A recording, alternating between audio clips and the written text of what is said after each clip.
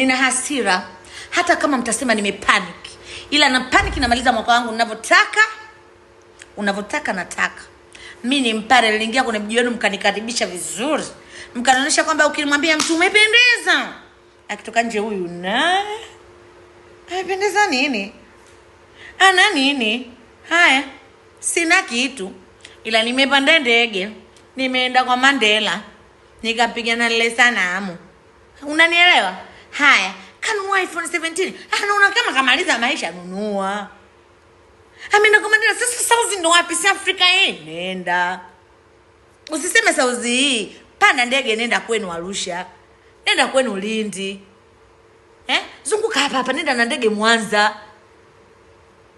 Kwa hiyo unaona South ni kitu kidogo hapo tunakaguliwa pia. Ukifika pale unagongoa Mulinga, anatoka kwenye nchi. Akifika pale agongoa Ngeng, ameingia kwenye nchi yetu. Akitoka anafanywa ngwa, tumeachana naye. Akifika kwa anakaribishwa Ngeng, karibu Chanoncha, kale umeingia kwenu.